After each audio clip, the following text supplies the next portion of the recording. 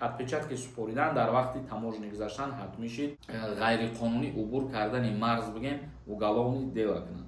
яъне ки печати фалшиви аннулировать кардаги бошӣ агар ҳозир. салом тамошобинони барномаҳои сомониён тж.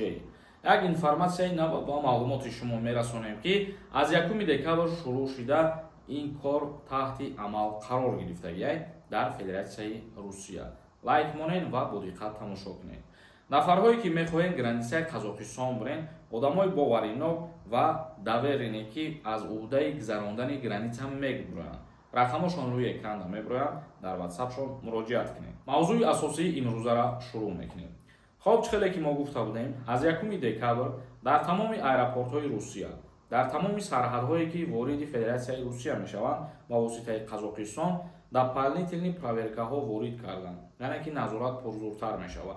ҳар як касе ки ворид мешавад ба Федератсияи Русия, отпечатки супоридан дар вақти таможни гузаштан ҳатмӣ шид ва сурат гирифтан, чихеле ки пештар ин чиз буд. отпечатки гирифтан бисёртар барои чӣ ворид кардан айни ҳол дар фурудгоҳ ё ки дар сарҳадҳо, аз сабабе ки диданд ки бисёри нафарҳо бо роҳи ғайриқонунӣ вориди Россия мешаванд.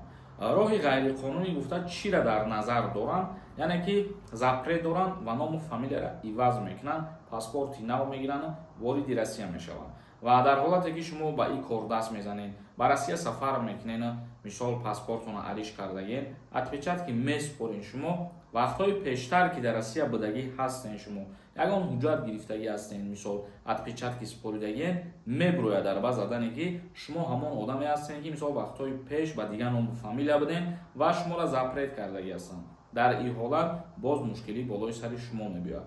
ба ҳамин хотир ба ҳамаи шумо гуфтанем ки аз ин гуна кирдорҳо аввалан ки даст бикашед ва худдорӣ кунед, яъне бо роҳи ғайриқонунӣ қонуна шикаста вориди ягон кишвар нашавед. аммо муҳлати запрет ки ба охир расид, баъд метавонед боз сафар бикунед. ба хотире ки ҳозир дар сарҳад ё ки дар аэропортҳо ҳамин гуна чизое ташкил кардагианд, шуморо дастгир ки бикунанд, проблема яъне чӣ шида метавонад? метавонанд агар барои ғайриқонунӣ убур кардани марз бигем уголовный дело кунанд, яъне парвандаи ҷиноӣ оғоз кунанд, ё агар ин чизам накунанд метавонанд ҷарима таъин кунанд, ё ки метавонанд муҳлати запретона боз дучанд зиёдтар бикунанд, обратно равонтон бикунанд.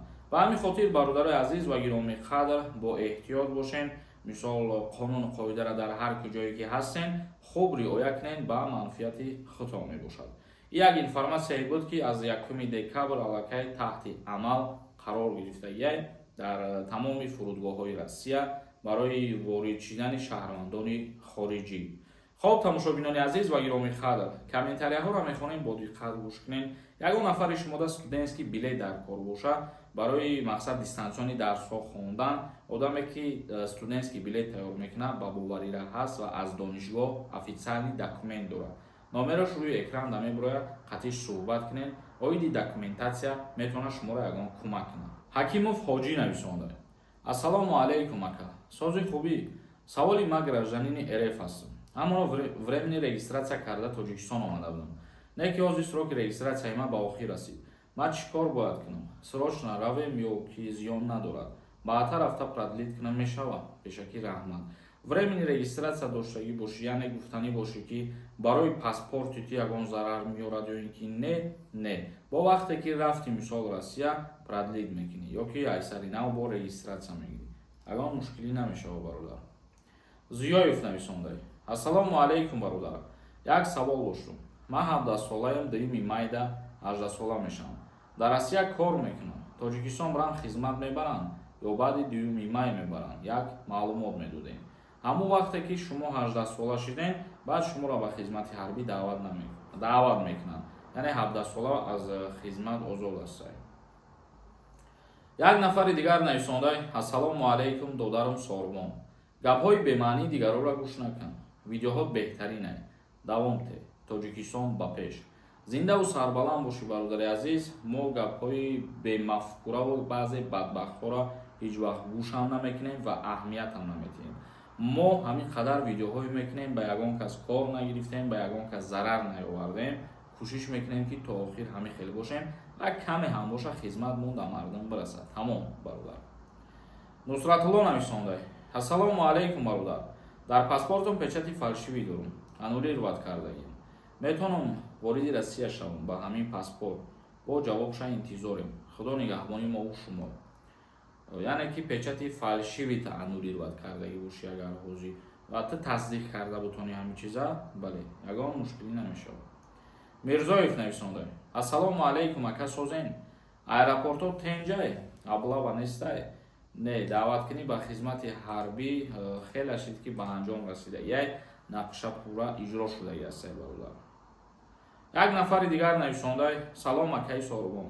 18 сола набошӣ. Патент гирифта метавонӣ ё ки не? Дар Федератсияи Русия барои патент гирифтан бояд ки 18 сола шидагӣ бошед. Мақсад ноболиғ будан иҷозати кору иҷозати патент гирифтан дода намешавад. Тамошобинони азиз, савол дошта бошед, дар комментария бинависонед ва хости худо бо дар видеои оянда ҷавоб мегардонем. Зинда ва сарбаланд бошед. Худованд ҳамаи мо шуморо нигаҳбон бошад.